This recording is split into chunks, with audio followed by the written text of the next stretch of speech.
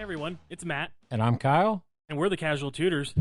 Today, we are coming at you live talking about the color pie, how the player base's push for better commander cards or to quote unquote fix certain colors in commander can be stagnating slash, blurring the lines of that color pie, letting other colors do abilities that natively were not part of that color, and some of the effects that might be having on other formats. First, we're going to catch up with a little bit of housekeeping. Like always, catch us on our socials anywhere at Casual Tutors. That's Facebook, Instagram, Twitter. And we're pretty active. We at least post once a week everywhere. We also have a Discord with a growing membership that's super active, talking about spoilers, deck reviews, deck help, just general memes about Magic, anything like that. And we love interacting with you guys, so make sure jump in. Link down in the description as always. Our YouTube is starting to become more active. We got some of our episodes up there right now for you to listen if that's your preferred method. We also have a recorded live opening of a Phyrexia All-Be-One Complete Bundle, and we'll be going live again soon with more pack cracks. Anyways, without further ado, let's start talking about Color Pie. As primarily Commander players, Kyle and I are well aware of where different colors sit in terms of power level, especially when we're talking about comparing them to other colors. In the past, white was dominantly the weakest. In fact, I think it's still a meme. I don't hear it as often as I used to, but, oh, don't worry about this deck. It's mono white. I'm not going to be doing anything.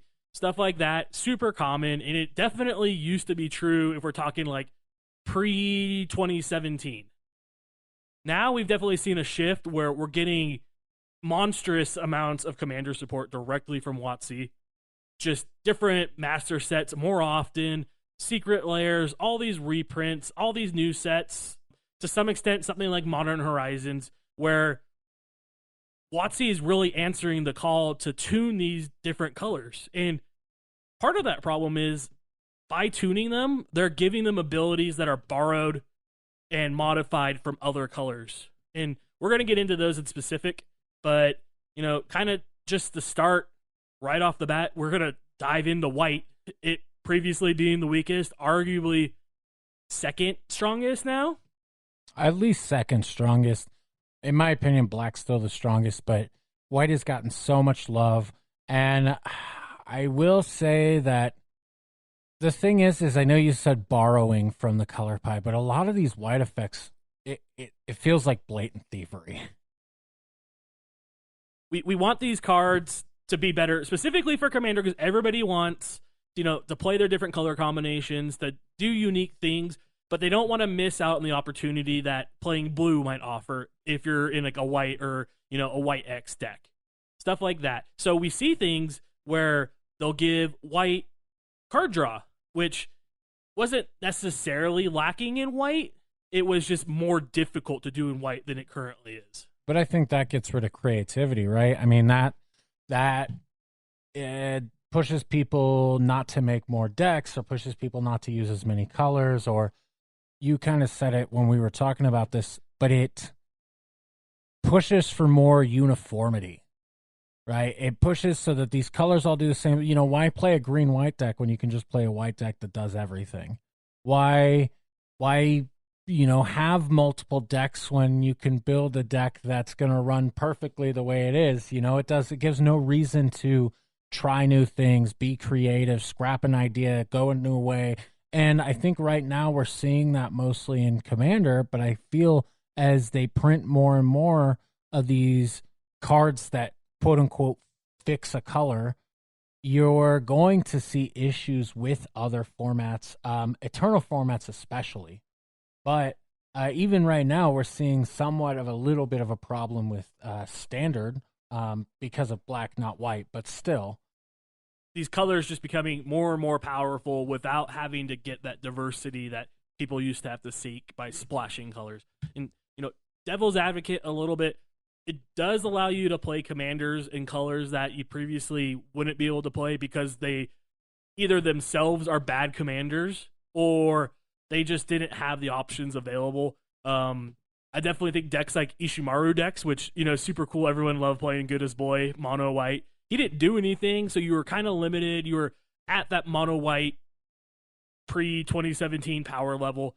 And now, kind of like Kyle said, you have access to everything. You got your color fixing that you're borrowing from green. You got your card draw that you're borrowing from blue. You got, different forms of removal that have always kind of passively been white because white's always been good at removal. But just stuff like that, kind of blending that color pie into the one color. I think kind of the flagstone start of this issue for me jumps out as Smothering Tide that we got with Throne of Eldraine. And we got it with Guilds of Ravnica. It was reprinted in Throne of Eldraine in the stupid fairy brawl deck. That's why I'm screwed up. Anyways, if you don't know, whenever an opponent draws a card, they can pay 2. If they don't, you make a treasure. And we've talked about this card many times. So go back and listen to us rant and rave about Smothering Tithe in the past, too. But essentially, it makes white always have either more mana or perfect mana, in those cases where you're playing a white X deck. You never have to worry about, having a good tuned mana base when you're just pooping out treasures for your opponents doing something that they're going to do anyways on their turn, regardless of your effects on the field. And that's just the start. We see other things. Archivist of Ogma lets you draw a card whenever your opponent casts their second spell. Searches their library. We have Deep Earth Terramancer. Deep Gnome Terramancer. Whatever. Gnomes live in the earth. That lets you play play a land whenever your opponent puts a land on the battlefield without playing it. Yeah, so whenever your opponent ramps, essentially, you can search your library for a basic land, so it doesn't even have to be in your hand. Yeah, even better. It doesn't force you to have it, which I always like saying make him have it, but I guess Terramancer just says, hey, go for it. Yeah. I do think that if he required you to have it in your hand, that you could play a basic plains anytime your opponent ramped, basically, that would feel more white. It definitely wouldn't be as powerful as going and getting it and putting it out, which is a very green effect. I've also played this card, and I don't know if our commander pods just don't go and ramp with lands very often, but of the dozen times I've had him on the battlefield, I've probably got him to trigger twice. That's like Archaeomancer's map, which I'm assuming we'll talk about next, too.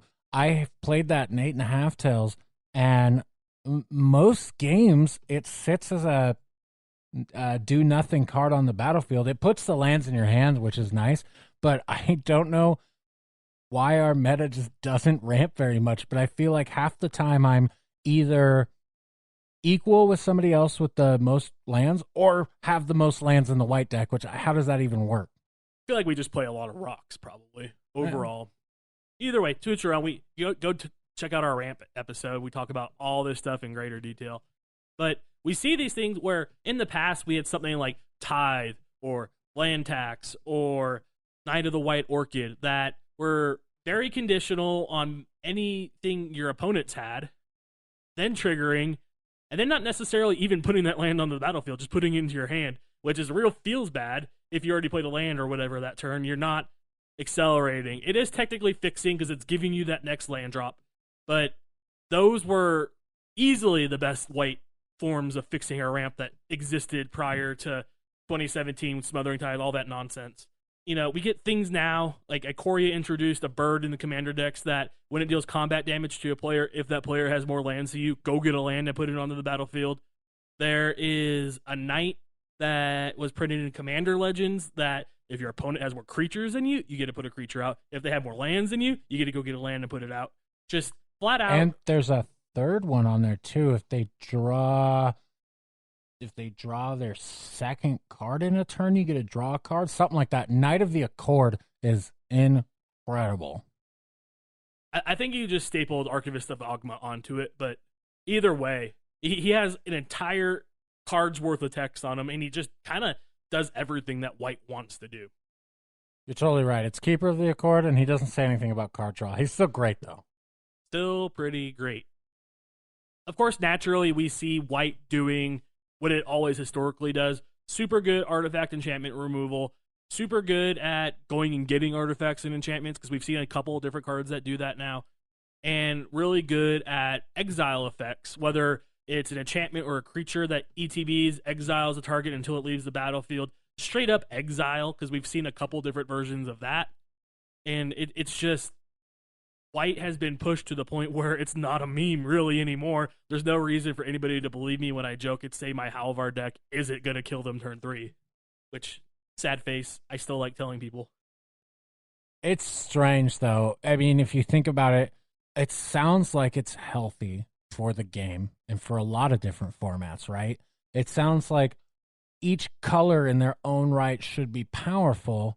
It's just, how do you do that without breaking the color pie? It's definitely a challenge for R&D to balance the game in that aspect, because obviously WotC doesn't want to stray away from that color pie theory or concept when they're developing cards, but they also want to be able to address players' concerns about the different power levels, or this being bad, it needs to do this, white needs more of this, black needs to do this, stuff like that. It's definitely an easily foreseeable challenge for them. I'm going to pose a question later, kind of at the end, asking you guys to tell us how you think the future of the color pie is going to move, whether it's still going to be pushed. But there's definitely cards that Kyle and I are going to miss. Don't hesitate to throw those into our Discord, comment on our YouTube, on our Facebook, whatever. Let us know what you guys think. But we're going to move on to red. I really only have one good example off the top of my head for red of red doing something it doesn't traditionally do, and that is the infamous Dockside Extortionist. We see artifact removal all over the place. Something that cares about artifacts in red is fairly common. Where Dockside strays away from this is that it also counts enchantments that your opponents control, which a lot of people I've seen forget until we remind them. But artifact and enchantment is more of a white thing than red, and it's not like a huge, rip off of the color pie to staple that on the Dockside, but it definitely didn't need it. Red's awesome. Red's perfect. There's nothing wrong with red. Red is also the weakest color by far by now. Yeah, for sure. But it's still perfect. Don't ever correct me. One more example of red kind of doing something that it always traditionally has, but just kind of to that next level, like pushed for unnecessary reasons, in my opinion, is Jessica's Will. It is impulse draw and a ritual, regardless of what Kyle says. It is a ritual stapled onto one card. Rituals say ritual in their name, but they are flat out just better than everything else. It's 3 mana, and assuming you have your commander, so this isn't any kind of effect on any other Eternal format, because Jessica's Will is strictly a commander card. But I rarely see Jessica's Will give you less than 5 mana, and every time gives you 3 impulse cards. It's just flat out great. Yeah. Especially if you're tuned to Disgusting and Prosper. Disgusting in every deck. Don't even need to give examples of that. No, it's good. It's any as we talk through these colors, as we talk through the white that we've already done, red now, anything that becomes an auto include in, I'll say commander just because that's my frame of reference. It's going to be a good card and probably a troublesome card in some way or another. Another meme Kyle and I kind of discussed was Gamble. Not a new red card by far, but in my opinion, definitely steals from black, because we all know Gamble is just red Entomb. Go find a card and put it into your graveyard. We just forget what the rest of that card says, because that's what happens every time. And is that the only non-creature tutor in red? And the only creature I can think of is Imperial Recruiter. Yeah, not a lot of tutors in red. Definitely lots of hate. Lots of point-based hate, which is still a pretty unique red thing, is point-based removal or damage. It's great. Burn people in the face. Keep doing it, red. Moving on to black, one example that jumps out right away, brought to us from Phyrexia and Dominaria United, is our good girl Shuldred. And drawing cards in black isn't really unique. What's unique about her, well, one, she doesn't actually draw you any cards, which is fine, because she'd be utterly busted if she did. But the fact that when you draw a card, you gain a life. And black's thing is you gain 2 life. Black's thing is that normally, whenever you benefit in some way, you get punished.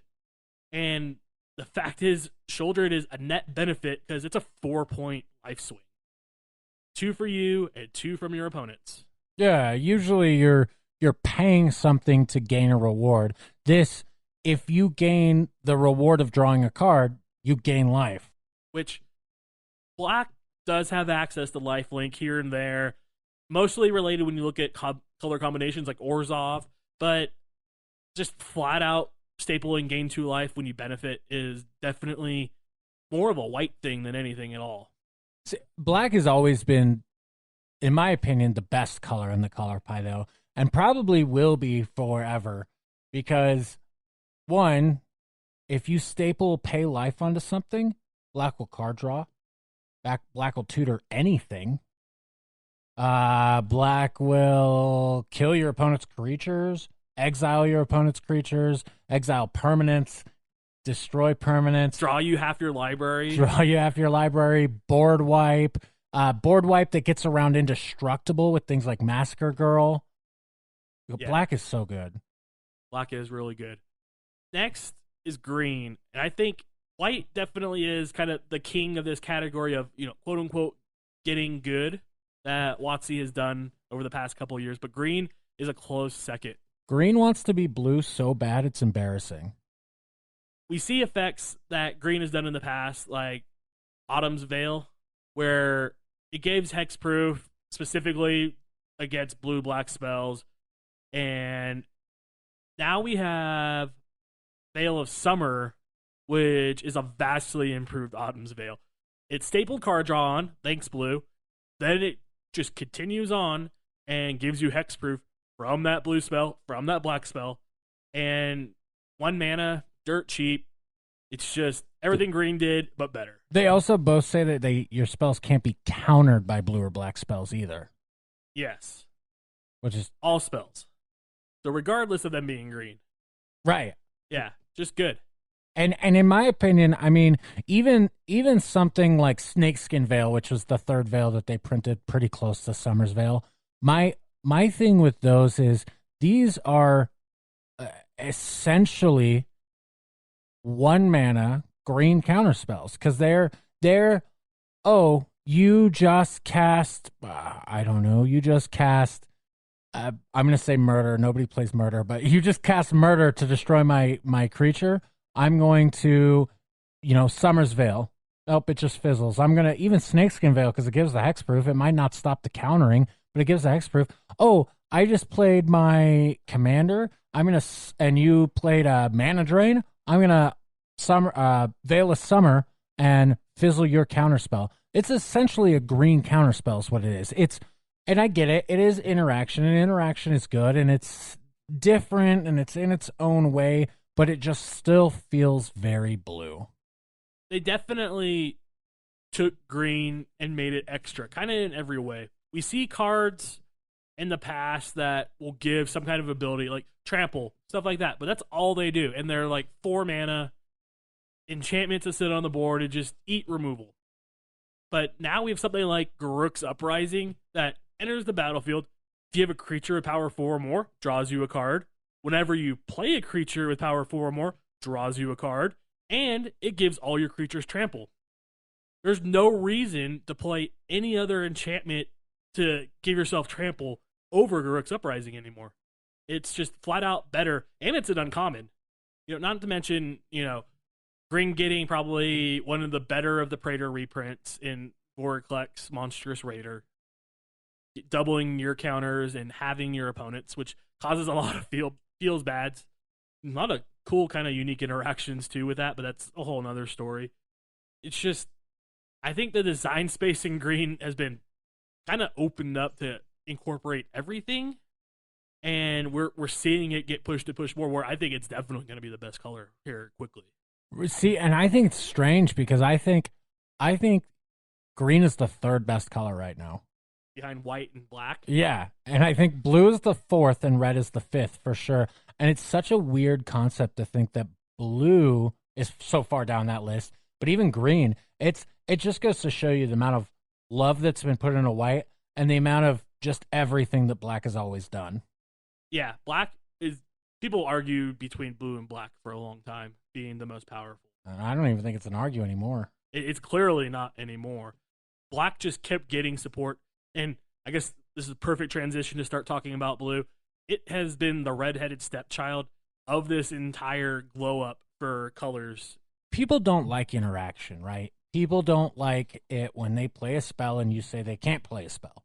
So because of that, I don't think anyone's out here calling for support for blue, and I think that's why blue has kind of been like set off to the wayside.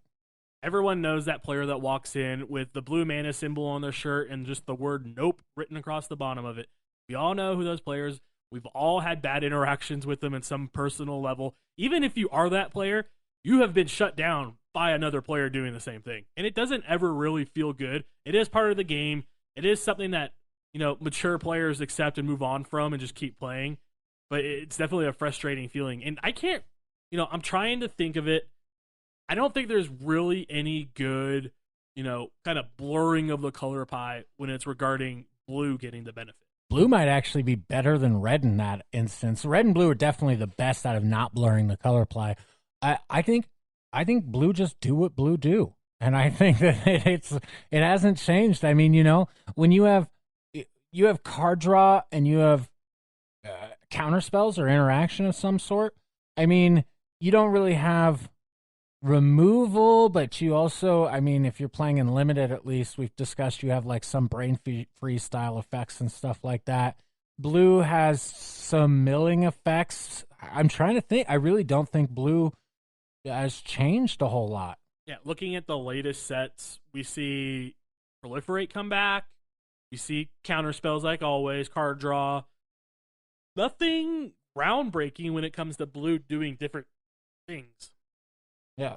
And almost more so than saying, blue hasn't gotten anything. This is kind of like a testament to how bad red is. Because red has gotten stuff. It's gotten Dockside. It's gotten Jessica's Will. It's got some sweet cards that are staples in any deck that plays red.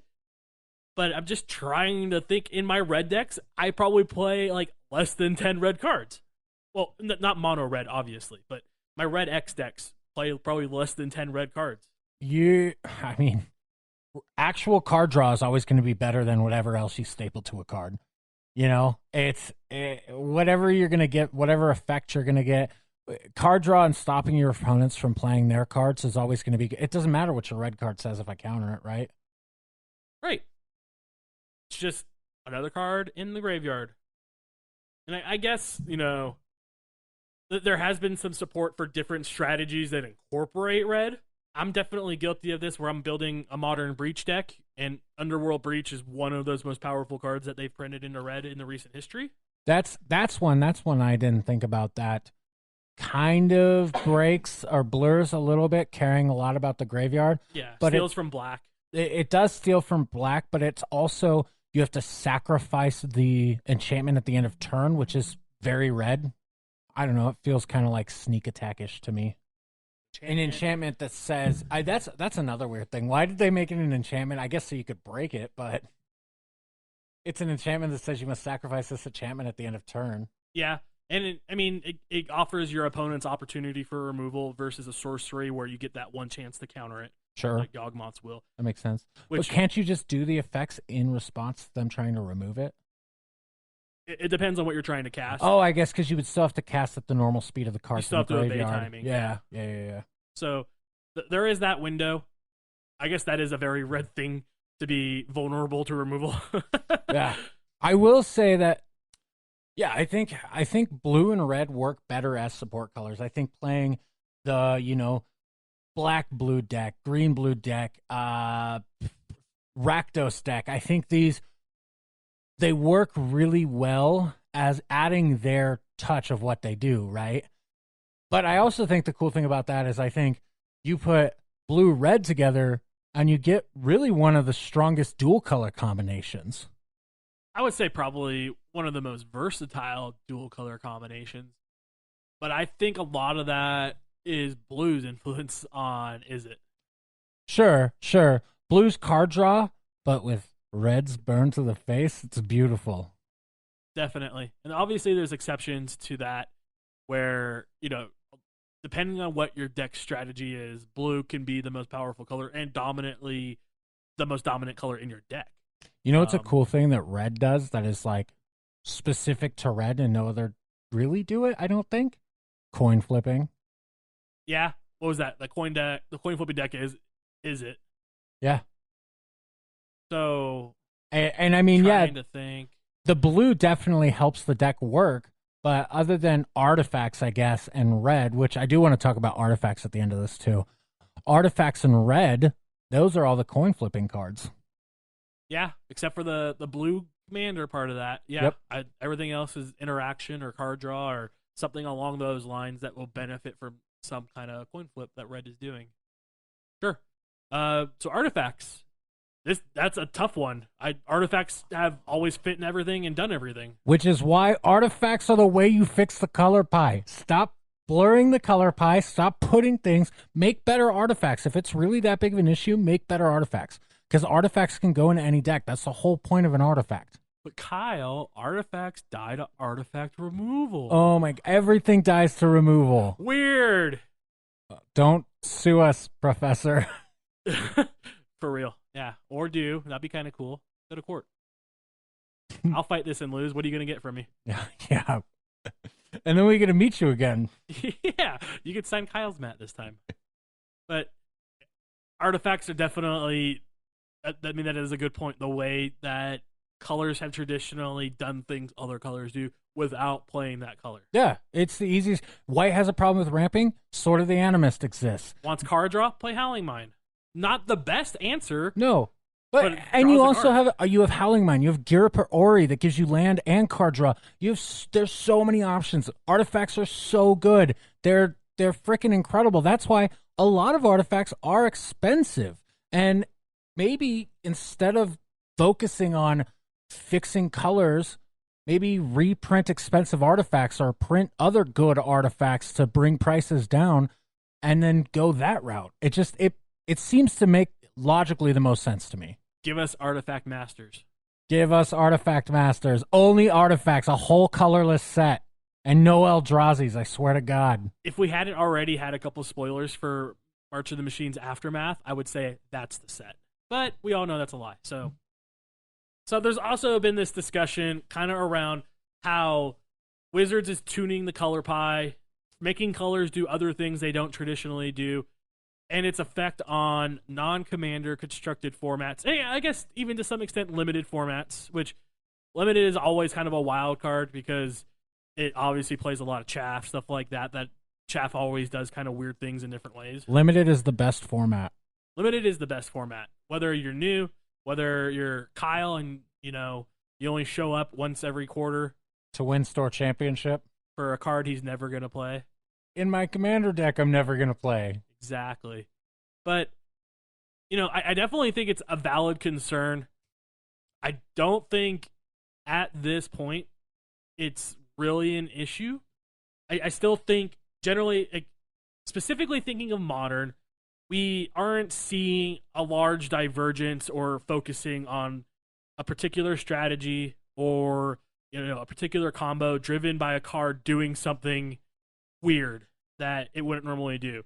The closest thing that comes to mind, which absolutely is not a color problem, are the incarnation cycles from Modern Horizons 2. Seeing cards being evoked is kind of unique, but I think that's just because we haven't had really any serious evoke cards in a while. It's kind of obtuse in my mind. So, in my opinion, I think cycles are the only exception to the color pie. Cycles are typically going to try and do something similar, and you can still make that feel color pie-esque, and they should still try and make it feel color pie-esque. But I can see where to make the cycle make sense, they break that or blur that a little bit, and that would be. But if that was the extent, we wouldn't be having this conversation. Right, and incarnations are not an example of that. Each one does something that is unique to its color, whether it be, thought seizing your opponent, whether it be shooting for damage, destroying an artifact or enchantment, stuff like that. And I don't know what would be an example, because even the free ones from Ikoria, they all do something that matches theirs. The ones that Jessica's will came in, the other wills all do something that matches theirs. They do a pretty good job at it. If you look back a little bit farther when they were doing cycles, I don't know, 7 to 10 years ago, that's where you start to see it blur a little bit because the cycles all seem very, very similar to each other rather than having a theme but doing their own thing. Yeah, another good cycle would be the pact cycle. Summoner's Pact, Pact of Negation. Those things are doing very color specific things, whether it's getting a creature into your hand, whether it's countering a spell, and whether it's making Kyle lose on his upkeep because he forgets to pay it. Fuck the packs. Packs are terrible. Never play the packs in any decks. I'm playing 4 in my Breach deck. Don't play any packs. They're terrible. But, I think I'm just particularly scarred by the Incarnation cycle because Chris abuses me on a regular basis with Fury and Grief, casting them for their evoke cost turn 1 and then immediately resurrecting them and pounding face. Because that's one of those feel bads in Modern that I was mentioning where, it's not a great experience to have that happen to you because it's kind of a broken thing that's happening. To stay on track, I don't think that's related to like I said, those incarnations are inherently doing what they do for their color, and it's the addition of a second color that's allowing them to come back. So all is fair. This just points to the real problem and the immediate problem for these constructed formats, and that's Modern Horizons and Modern Horizons 2, where these sets are literally pushing specific cards and they're becoming ubiquitous across every single type of deck. Well, and it's power creep too, And the thing is there's been a bunch of stuff banned out of those sets, which helps. It does. I mean, I don't think Modern's doing too poorly right now, at least for diversity. It does seem like it's diverse, at least in our meta. I don't think... I did some research on Modern earlier, and it looks like it's pretty diverse just across the board, which is nice. It definitely feels like that when you look at statistics like on MTG Goldfish and you're looking at debt stacks where people are playing, 12% of this deck and 11% of that deck and stuff like that. I think where you really see the impact is when you go and look at GPs and big tournaments where, heaven forbid you look at all like 300 whatever participants in it, but if you cut it to like the top 32, you see a fairly consistent trend of what those decks are. Well, I'm sure there's better decks than other decks, but it is nice right now to see that the statistics online are like 10% and then 14 decks that are like 7%. Yeah. And, Modern has always been that way where it's a select number of decks that see the most play in events. Except for after Modern Horizons and Modern Horizons 2, where there were like 4 decks taking up the entire percentage of Modern meta. Well, that's what I'm talking about, where, like, I guess overall meta, you're right. But, I mean, like, at events, when you're seeing... Modern has always been dominated by a handful of decks in those larger competitive events. Right. And what I'm saying is when you start to see the online statistics look like the top 32 at a GP, that's when you know that there's a problem. Definitely, yeah. Hogak was a problem right out the gate. But, I don't think necessarily... That's what's wrong with Modern, because like I said, it's something that's inherent. It's been that way since Modern's inception. The issue is when 4 out of those 5 top decks are playing playsets of Ragavan, are playing 3 Murktides, are playing, the same Furies, when, 50% of those decks are from the same set. Like, that's not exactly speaking to a format that goes back 20 years. No, and it is really hard because it's Modern Horizons, right? They made this set to push it into Modern. It's hard because you kind of expect that, but at the same time, it doesn't feel good. It's really difficult. And, I mean, I think that you're also, by pushing these cards and by creating more power creep and doing all this, you're just asking for more bans, and then that's not healthy for a format. And, I don't know what the right answer is to that. I mean, I think the right answer is stop shoving so many master sets down our throat. But it's almost like there was no balance sweep through Modern Horizons 1 or 2. And, that's probably pretty close to being accurate. They talk about they hire ex-pros to come out and play test, stuff like that. But, that's a limited few. They can only do so many interactions, stuff like that. Without like a thorough play test, we get stuff like we have now. Another way of looking at it, though, and this I guess is a little on the dark side of looking at it is maybe WotC just felt Modern needed a reset, and their solution was let's just print such busted cards that they're not going to worry about anything else, and they're going to spend a shit ton of money on these two products. You're not wrong. And the jokes aside, right? Every master set is Commander's Masters. So not only do you have these Modern players buying into these sets, but you have a lot of Commander's players buying into these sets because there's also cards that aren't busted necessarily, but things like Chatterfang that were printed in Modern Horizons 2 that Commander players are like, well, they love them a Squirrel Commander, you know? So there's... Yeah, Morophon the Boundless. Morophon the Boundless. Literally the best tribal commander ever printed. Is he banned? No, not in Commander. Oh, it's who's the other colorless 5-color? Golos. Golos was banned. Yeah, but Golos was Eldraine? What was Golos printed in? M20 or M21. Oh, okay. But yeah, I think that a lot of it is money. That's a good point. A lot of it is money. A lot of it is we know that these Modern players are going to flock, but we also know if we print high-powered cards, our most popular format out there with the most number of... Suck it up. Yeah. Yeah. And I guess it is an effective way for Wizards to monetize a format, like I said, that's 20 years old and is almost exclusively on the secondary market. So, you know, they got their chip in that way, which is kind of, you know, a hurtful thing to say. In my opinion, it kind of hurts the health of the game. But, you know, we've definitely discussed that. Every format does not need a master set. No. And it's like you said, Commander Masters, does that mean it's not going to be legal in Modern? No, because it's all reprints. But, you know, we see it, and I guess this might be kind of a hot take because I have the exact opposite view on banning in Commander because Rules Committee should just be a thing in the back of my mind that I think about once a year. But banning in constructed formats like Modern, I don't think it's done enough. They do I think, quarterly or as needed, quarterly/as needed, ban reviews, stuff like that.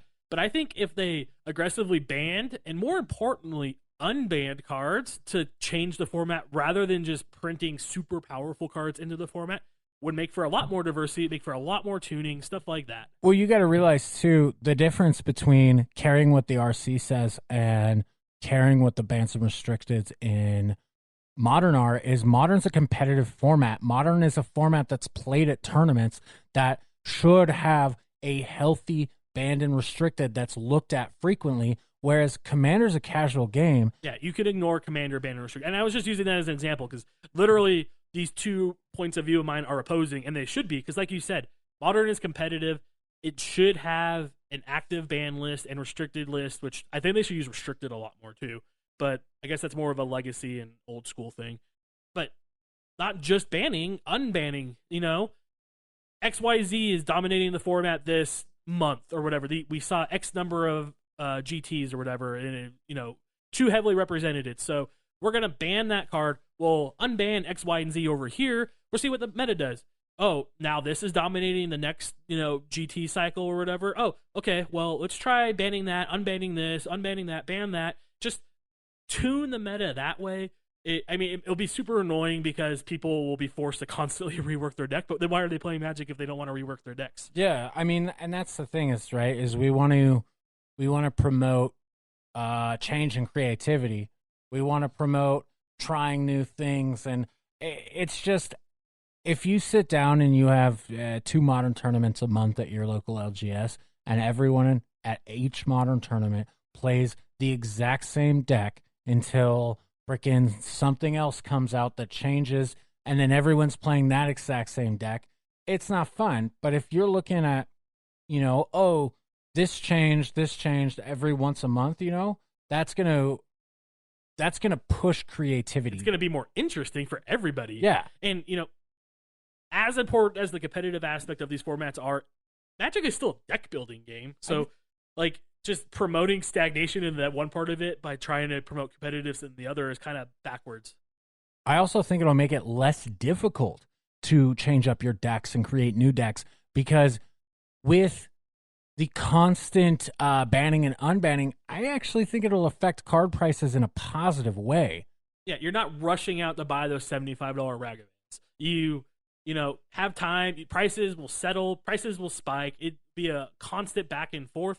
And again, we have this stance in previous episodes. Magic is not an investment. That is not the primary purpose of this game. If you can do that, if you can make money on it, good for you. If they are catering to you, we have a serious problem in the game. But, obviously Wizards is not afraid of making mistakes, so they should not be afraid of banning the wrong card or unbanning the wrong card as long as they're willing to change it on a regular basis.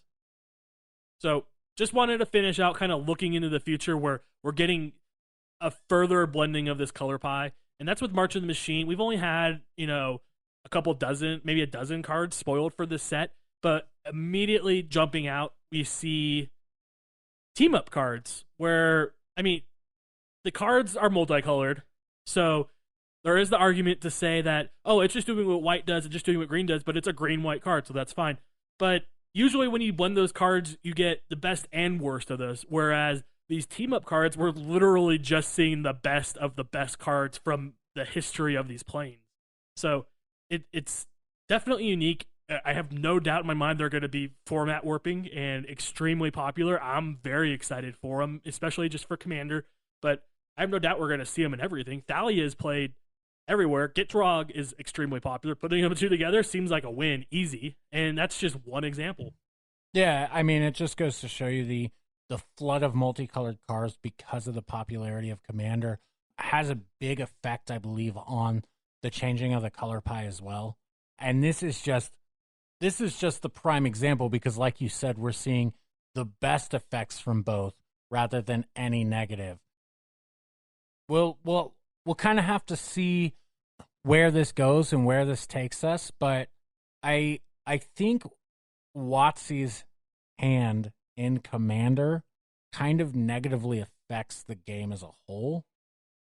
I think we're on the precipice of seeing those impacts where it's definitely clear that colors are doing more things other colors do. That's undeniable.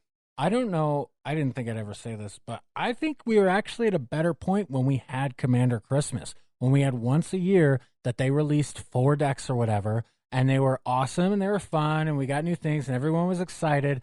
I just think the fact of the matter is that we get Commander products with every set. We get Commander exclusive cards that are printed in set boosters that aren't in the decks but are only in set boosters. Commander Master sets. Commander Master sets. We get Master sets and Horizon sets and Battle Bond sets and these sets that are not for Commander but are very clearly printing cards that are going to be played in Commander that Commander players want. We have, an increase of 150 freaking legendaries in every set and multicolored cards galore. It seems that there is this underlying Commander presence in every single thing that WotC does, and if it hasn't caused a problem already, like Matt said, it's going to. It's cool and scary at the same time. It's cool because I want to see these cool products, these cool cards as a Commander player. I want to get them. I want to play with them. It's scary for the health of the game. I think we're at that precipice where undeniably we're getting the blending of the colors. We're getting colors doing stuff that other colors traditionally do. I don't think that's really had an impact yet on constructed competitive formats. Where that goes, I don't really know. If it continues the way it's going, I can only foresee more and more powerful cards breaking the pie and their incorporation into eternal formats. We see it with Initiative, stuff like that. And that's a very minor part of it. There's a couple cards. Like, heaven forbid they do an entire set. Anyways, we're not there yet. I think the potential is very real and very close. And it's something that, hopefully us as a player base will stop crying out for the pushing of colors doing more and being more powerful and just accept a fairly tuned color that requires assistance from another color. I said I was going to put out a call to action kind of in the middle of the episode, and that's this point right now. So jump in our social medias. Let us know any other examples you could think of cards breaking the color pie, what you think they're going to do to Commander or other competitive formats, and where you see the future of the color pie and cards abilities going down the road. We're available everywhere: social media, Instagram, Twitter, Facebook, @Casual Tutors. Our YouTube is picking up. Our Discord is a great community that I believe everyone should join, so we have a chance to connect and talk with everyone. And all those links are down in our description. So don't be afraid. We don't bite hard, and we love interacting with you all, and we look forward to seeing what you think about the color pie. Anyways, I'm Matt. And I'm Kyle. And we're the Casual Tutors. Thanks for listening.